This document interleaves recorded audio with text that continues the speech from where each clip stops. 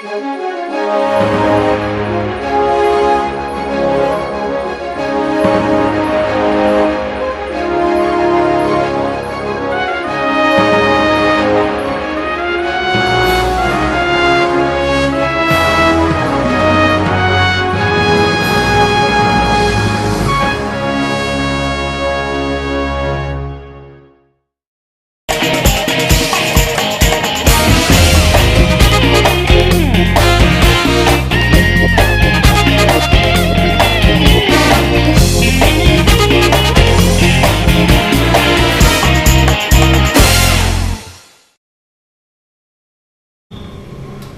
pemirsa TV3 Berima, kembali lagi di acara tamu kita dan masih bersama saya, yaitu Letnan Kolonel Infantri Nugroho Imam Santoso selaku Dandim dari Kodim 0621 Kabupaten Bogor. Baik, kita lanjutkan lagi Pak tadi mengenai pembinaan dari teritorial sendiri dengan luasnya Kabupaten Bogor dan juga memang ada beberapa wilayah yang rawan bencana begitu Pak. Apakah dari TNI sudah mempersiapkan nih Pak untuk para anggotanya untuk siap untuk membantu masyarakat begitu? Baik, Mas Fadil. Jadi untuk pembinaan teritorial sendiri, karena kita mencakup ataupun berada di wilayah Kabupaten Bogor ini begitu luasnya, ya kan?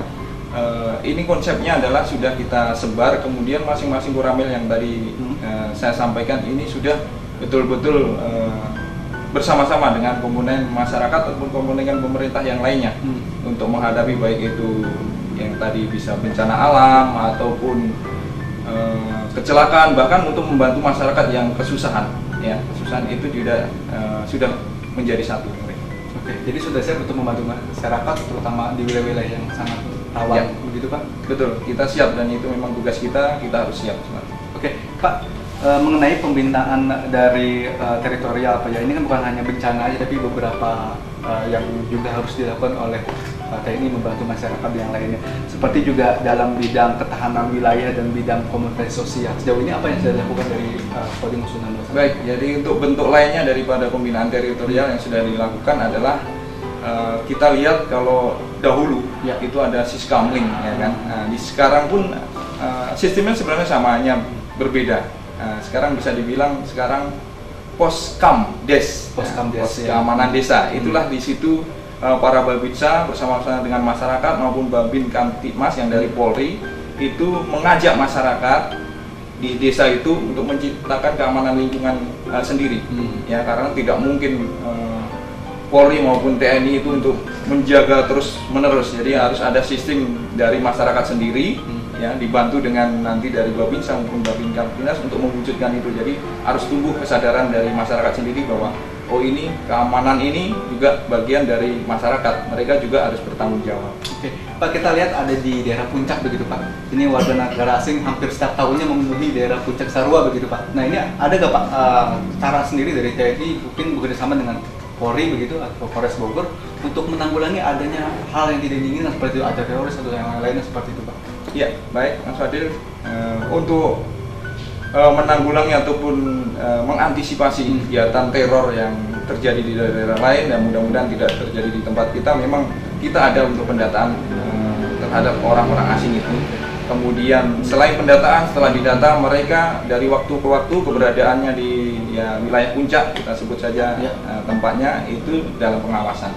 Jadi sampai dengan saat ini masih clear, hanya memang untuk masalah yang sekarang kan adalah imigran gelap.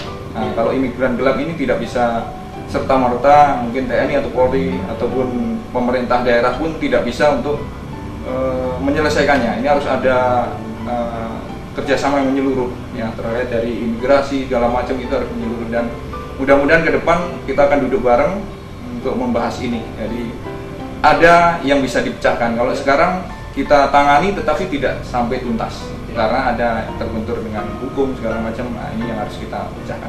Tapi sebenarnya kan sinergitas dengan Polres Bogor sejauh ini yang sudah dilakukan bagaimana Pak perlakuannya begitu dengan Polres Bogor sejauh ini? Ya, untuk sampai dengan saat ini untuk mereka yang imigran gelap ini hanya kita pantau, kita data, kemudian apabila mereka memang terkait dengan keamanan, melanggar keamanan, ketertiban, ya itu bisa kita ya minimal diingatkan. Kalau sudah memenuhi pasal-pasal tindakan pidana ataupun kriminal bisa ditangkap. Oke. Nah, itu terkait dengan pembinaan teritorial Iya. yang ada di wilayah Kabupaten Bogor, Pak.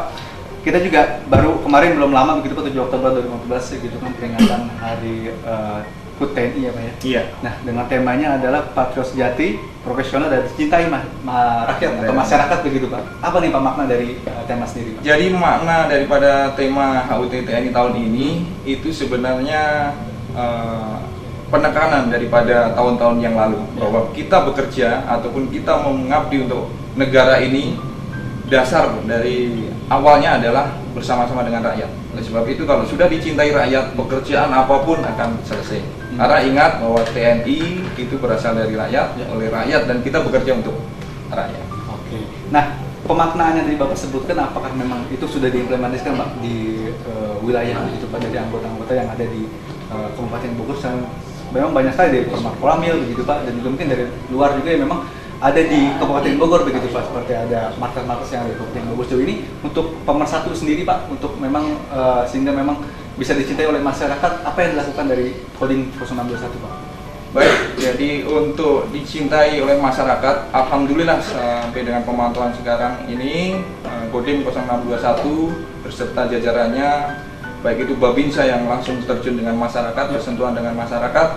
Dari setiap saya ketemu dengan masyarakat, saya ngobrol, saya sampaikan bagaimana dengan Babinsa ini, mereka masih istilahnya memerlukan ataupun berkeinginan untuk di backup ataupun dibina oleh bintara pembina desa tersebut. Jadi dari hasil itu saya bisa mengambil kesimpulan bahwa ya mereka masih dicintai oleh rakyat. Ya, jadi ke depan memang tidak semuanya, belum semuanya bagus, tapi ke depan kita secara ke dalam kita akan training, kita latih untuk para babinsa kita agar tugas pokok mereka bisa dilaksanakan, terutama dicintai oleh rakyat. Oke, itu tadi mengenai HUT TNI Pak tahun ini ya Pak. Dan kalau untuk Hari Pahlawan nih Pak, 10 November kemarin Pak, apa sih Pak implementasi Hari Pahlawan tahun ini Pak, dengan temanya ada pahlawanku idolaku begitu Pak?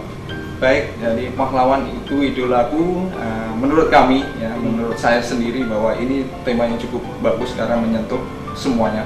Bahwa kita ingat bahwa pahlawan itu tidak hanya yang berperang saja, bertempur dahulu, ya kan, membela negara itu tidak harus dengan angkat senjata berperang, banyak upaya membela negara itu sesuai dengan profesi masing-masing, ya kan, bisa dikerjakan. Yang penting adalah terbaik untuk bangsa, terbaik untuk masyarakat.